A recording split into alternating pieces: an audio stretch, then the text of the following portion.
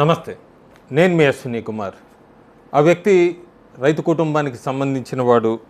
తర్వాత mechanical engineer చదువుకున్నాడు. MBA చేశాడు లక్నోలో. UPSC rank holder, IPS officer.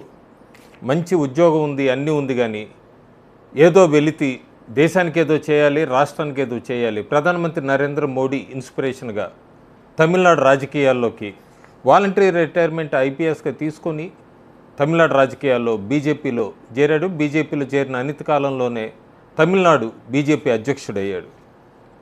నేను మాట్లాడుతున్న వ్యక్తి అన్నామలై గురించి. ప్రస్తుతం తమిళనాడులో అన్నామలై మీద పెద్ద తీవ్ర చర్చ జరుగుతోంది.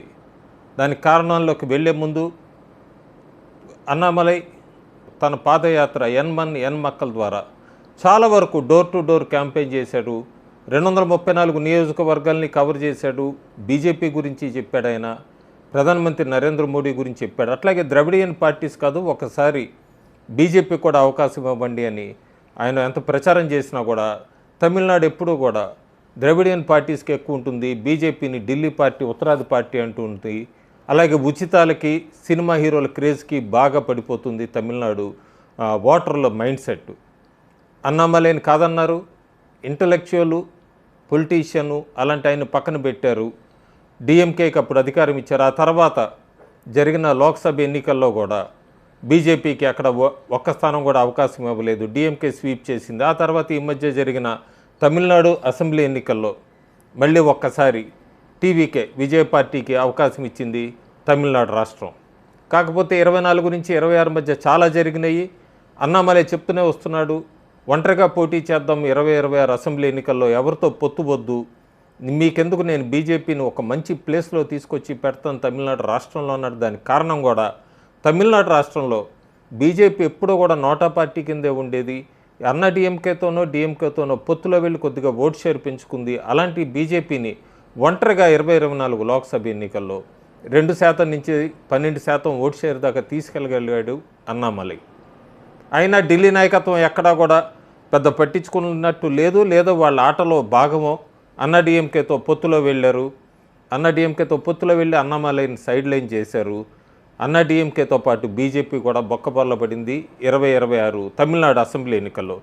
కాకపోతే ఒక స్పేస్ వచ్చింది. ద్రవిడియన్ పార్టీలు కాకుండా మూడో పార్టీ వైపు కూడా చూస్తారు తమిళ ఓటర్స్ అన్నది. దానికి కారణమే విజయ్ గెలుపు. ప్రస్తుతానికి అన్నామలై జూన్ 4వ తారీఖు అన్నామలై జన్మదిన సందర్భంగా చాలా మార్పులు ఉండబోతున్నాయి తమిళనాడులో రాష్ట్ర రాజకీయాల్లో అన్నది పెద్ద స్పెక్యులేషన్ బజ్ అయితే నడుస్తుంది.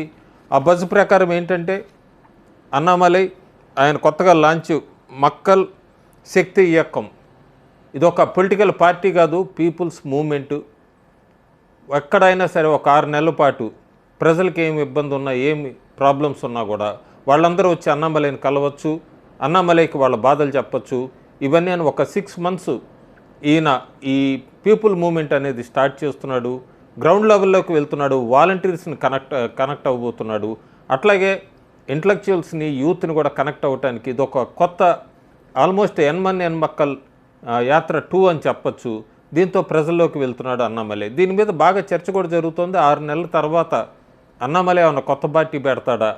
ప్రస్తుతానికి ఇప్పుడు బీజేపీకి రాజీనామా చేసి ఈ మూమెంట్ స్టార్ట్ చేస్తాడా? 6 నెలల తర్వాత కొత్త పార్టీ పెట్టకుండా ఈ కనెక్ట్ అయిన యూత్, ఈ వాలంటీర్స్ అందరినీ కూడా బీజేపీలోకి మర్జ్ చేస్తాడు. ఇవన్నీ కూడా స్పెక్యులేషన్స్ బాగా నడుస్తున్నాయి. మనం వేచి చూడాలి. ఎందుకంటే అన్నామలై ఇప్పటిదాకా దీని మీద ఎక్కడా కూడా ఆయన పెదవి విప్పలేదు. అమిత్ షా, పళనిస్వామి అయితే ఫెయిలియర్ అని చెప్పచ్చు తమిళనాడు రాష్ట్రంలో ఈ రాజకీయాలకు సంబంధించి. ఎందుకంటే అన్నామలైని తర్వాత రాజ్యసభకి పంపిస్తారు, అలాగే సెంటర్లో తీసుకుంటారని ఒక స్పెక్యులేషన్ బాగా వినపడింది. ఆంధ్రప్రదేశ్ నుంచి రాజ్యసభకి అన్నామలై వెళ్ళొచ్చని. కానీ ఆంధ్రప్రదేశ్లో ఉన్న 4 స్థానాల్లో 3 టీడీపీ, 1 జనసేన పంచుకున్నాయి. బీజేపీకి ఏదీ లేదని తెలుస్తోంది. దాంతో అన్నామలైకి రాజ్యసభ రూట్ కూడా క్లోజ్ అయినట్టు కనబడుతోంది. ప్రస్తుతానికి అన్నామలై ఈ దీని ప్రకారం, వాలంటీర్ ప్రకారం క్రేజు ఎంతవరకు వెళ్తాడు? ఎందుకంటే ఆయనకి యూత్లో మంచి నేమ్ ఉంది. ఎంతవరకు అనేది అయితే వేచి చూడాలి మనం.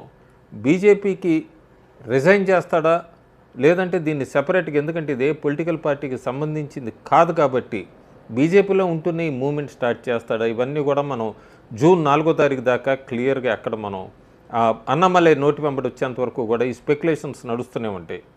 తమిళనాడులో ఇప్పుడు అన్నా డిఎంకే చీలిపోయింది, డిఎంకే ఇంకా ఓటమి చెందింది, ఓటమి నుంచి తేరుకోలేదు. 2031 అసెంబ్లీ ఎన్నికలకి 2029 లోక్సభ ఎన్నికలకి సంబంధించి విజయ్ వర్సెస్ అన్నామలై వర్సెస్ ఉదయనిధి వీళ్ళు ముగ్గురు మధ్య ఉంటుంది పోరు అనేది అయితే ప్రస్తుతం తమిళనాడులో వినబడుతోంది. ఏదైనా కూడా అన్నామలై ఈ స్టెప్పు బీజేపీకి రుచించట్లేదు. తమిళనాడు రాజకీయాల్లో వాళ్ళకి రుచించదు. ఎందుకంటే తమిళనాడులో ఉన్న బీజేపీ సీనియర్ నాయకులందరూ కూడా అన్నామలై క్రేజ్ని చూసి ఒకప్పుడు తట్టుకోలేకపోయారు. ఈగో ఫీలింగ్స్ అనే దాంతో అన్నామలైని పక్కే పెట్టారన్న వార్త కూడా బాగా వినబడుతోంది సీనియర్ తమిళనాడు బీజేపీ నాయకులందరూ కూడా.